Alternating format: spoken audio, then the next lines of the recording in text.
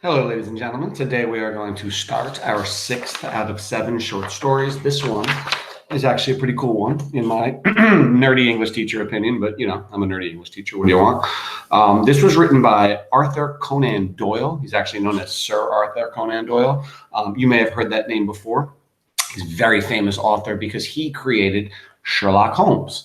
And like I told you in the beginning of this class, maybe that first day, possibly in the Dead of Empire lesson, that the number of authors across the board who have written vampire stories is pretty crazy. You wouldn't think it, but most authors have dabbled, pardon me again, with the vampire genre. It's almost like a rite of passage for an author that they have to write something, whether it's a poem, a short story, a novel, a novella, whatever.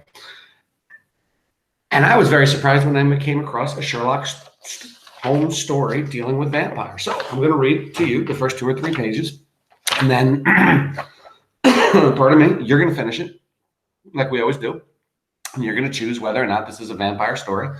The title of the story shows you that it might be a vampire story just out of the title, and you can use that as one of your answers, of course, one of your reasons. But let's read the whole story before we come up with that. Let's see what Sherlock Holmes decides. So this was written in 1924 by Sir Arthur Conan Doyle, and it is called The Adventure of the Sussex Vampire. I'm going to start reading it now.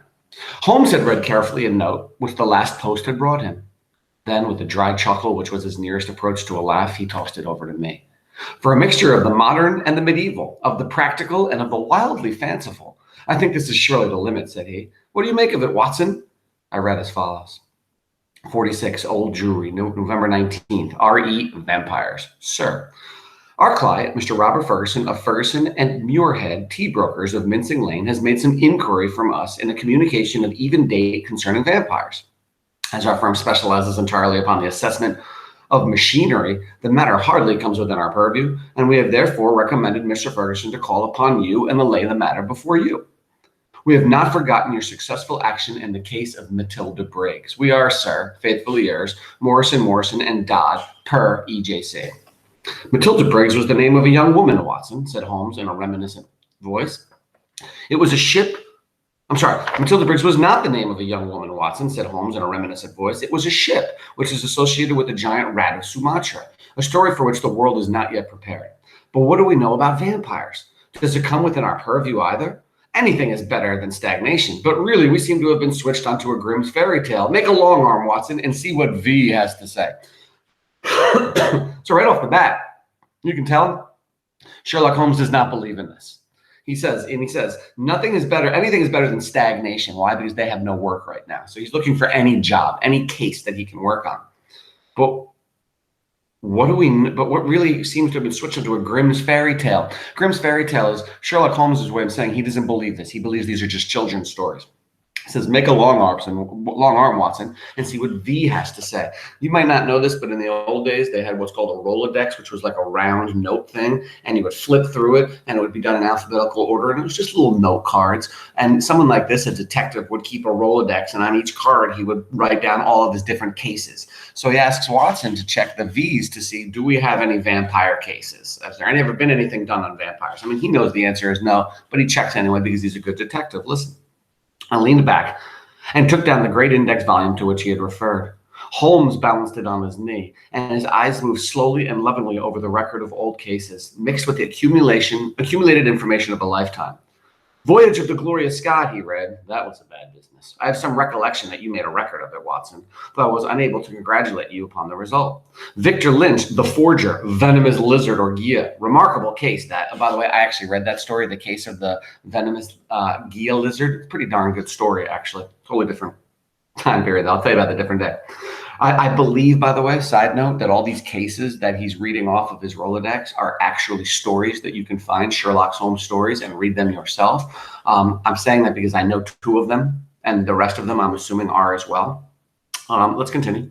Remarkable case that. Victoria, the circus belle, Vanderbilt and the Yeggman, Vipers, Vigor, the Hammersmith wonder. Hello, good old index. You can't beat it. Listen to this, Watson. Vampirism in Hungary. And again, vampires in Transylvania. He turned over the pages with eagerness, but after a short, intent perusal, he threw down the great book with a snarl of disappointment.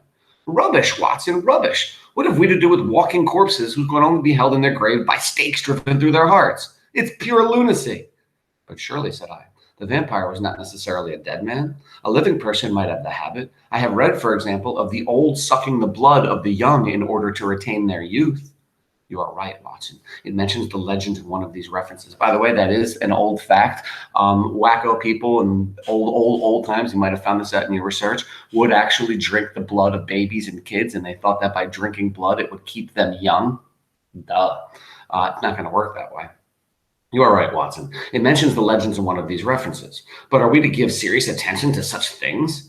This agency stands flat-footed upon the ground, and there it must remain. The world is big enough for us. No ghosts need apply. I fear that we cannot take Mr. Robertson Ferguson very seriously. Possibly this note may be from him and may throw some light upon what is worrying him. Okay, so to understand what's going on, in the beginning, that little letter, that was from a law firm. And the law firm is basically saying, we've got this guy who came to us with this problem about vampires, and we don't know what to do. We're lawyers. So we have sent him to you. So here's the letter from this guy who's having this problem with vampires. Do you want to take his case? Considering you're a detective, maybe you can help him. Let's continue. Oh, by the way, both of them don't believe it's true. But they're going to take the case anyway. We will find out ourselves if this is true. He looked upon a second letter. He took up a second letter, which had laid unnoticed upon the table, while he had been absorbed with the first. This he began to read with a smile of amusement upon his face, which gradually faded away into an expression of intense interest and concentration. When he had finished, he sat for some little time lost in thought with the letter dangling from his fingers. Finally, with a start, he aroused himself from his reverie. So, at first he thought, no, this is nuts. This is just a stupid fairy tale or some crazy people. But then he reads the letter. And did you notice? It caught his interest. Listen, I'll say it again. Then he began to read with a smile of amusement upon his face. So first he thinks it's kind of a joke, which gradually faded away into an expression of intense interest and concentration. So first he finds it silly, but then he starts to really get into it. And he gets involved in it. Listen, when he had finished, he sat for some little time lost in thought with a letter dangling from his fingers. Finally, with a start, he aroused himself from his reverie. Cheeseman is Lamberley. Where is Lamberley, Watson? It was in Sussex, south of Horsham. Not very far, eh? And Cheeseman's, by the way, Sherlock Holmes is the detective. If you don't know it, Dr. Watson, that's our narrator. That's his assistant. He's the one who is talking from the first person, from the I, just so you understand. I know that country, Holmes. It is full of old houses which are named after the men who built them centuries ago. You get Audleys and Harveys and Carringtons. The folks are forgotten, but their names live in their houses. Precisely, said Holmes coldly. It is one of the peculiarities of his proud, self-contained nature that though he docketed any fresh information very quietly and accurately in his brain, he seldom made any acknowledgment to the giver. I rather fancy we shall know a good deal more about Cheeseman's Lamberley before we are through. The letter is, as I had hoped, from Robert Ferguson. By the way, he claims acquaintance with you. With me? You had better read it. He handed the letter across. It was headed with the address quoted. Okay, so one thing we just found out, the guy who wrote this letter to the lawyers actually knows Dr. Watson. Turns out they went to school together. We're going to find that out, which is just a little extra interest. Now, we're going to hear the letter that this man wrote dealing with his vampire problem. Sherlock Holmes, remember, read this letter, and at first he thought it was a joke, which we might find in the beginning. This doesn't make any sense. It's silly. But as he goes through this letter, he gets more and more serious until the point where he says, we're taking this case. Is it because he thinks it's a vampire case? I don't know. We're going to have to wait and see. I'm going to read that letter. Let's go. He handed the letter across. It was headed with the address quoted. By the way, one last thing I want to tell you. All the clues for how to solve this case are in the letter. So any sleuth detectives out there, if you're very good, you might be able to discern what's actually going on by the letter itself. Sherlock Holmes is. He's going to go and still talk to this guy and do some more detective work. But really, he's even going to say it. I knew it already by just reading this letter. I knew the truth. So, see, what you think? Is this a vampire story? Dear Mr. Holmes, it said, I have been recommended to you by my lawyers. But indeed, the matter is so extraordinarily delicate that it is most difficult to discuss. It concerns a friend for whom I am acting. This gentleman married some 5 years ago a Peruvian lady, the daughter of a Peruvian merchant whom he had met in connection with the importation of nitrates. The lady was very beautiful, but the fact of her foreign birth and of her alien religion always caused a separation of interests and of feelings between husband and wife. There goes that whole theme of different religions. Maybe it's paganism versus Catholicism, which we learned first about in Dare to Vampire, and then it continued on throughout the poems. Let's continue. Always caused a separation of interest in the feelings between husband and wife, so that after a time his love may have cooled towards her, and he may have come to regard their union as a mistake. He felt there were sides of her character which he could never explore or understand. This was the more painful as she was as loving a wife as a man could have, to all appearances absolutely devoted. So this guy marries this woman, and his big problem is she has this different religion. And there was one other thing, which he could never explore or understand. Really, it's just basically dealing with her religion and her culture. But he says she's a fantabulous wife. But there's a problem. Not for the point which I will make more plain when we meet. By the way, what does vampires have to do with any of this?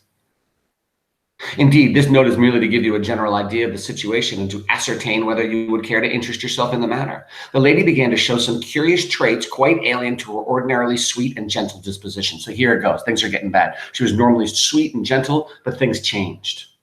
The gentleman had been married twice, and he had one son by his first wife. The boy was now 15, a very charming and affectionate youth, though unhappily injured through an accident in childhood. Twice the wife was caught in the act of assaulting this poor lad in the most unprovoked way. Once she struck him with a stick and left a great weal on his arm. Okay, so this guy married this new woman. Turns out he had an ex-wife, and he had a child with that ex-wife, a son who's about 15. We're going to find out he's in a wheelchair or something. He's handicapped from an accident. And twice his new wife was found attacking this boy. Listen, this is a small matter, however, compared with the contact to her own child. A dear boy just under 1 year of age. Okay, so he said that wasn't a big deal, beating up the 15-year-old handicapped boy, which, by the way, is kind of a big deal. But she said he's saying in a letter, the bigger deal is what she was doing to her own son, a 1-year-old. Listen. On one occasion, about a month ago, this child had been left by its nurse for a few minutes. A loud cry from the baby, as of pain, called the nurse back. As she ran into the room, she saw her employee, the lady, leaning over the baby and apparently biting his neck. There was a small wound in the neck from which a stream of blood had escaped. The nurse was so horrified that she wished to call the husband, but the lady implored her not to do so and actually gave her £5 as a price for her silence.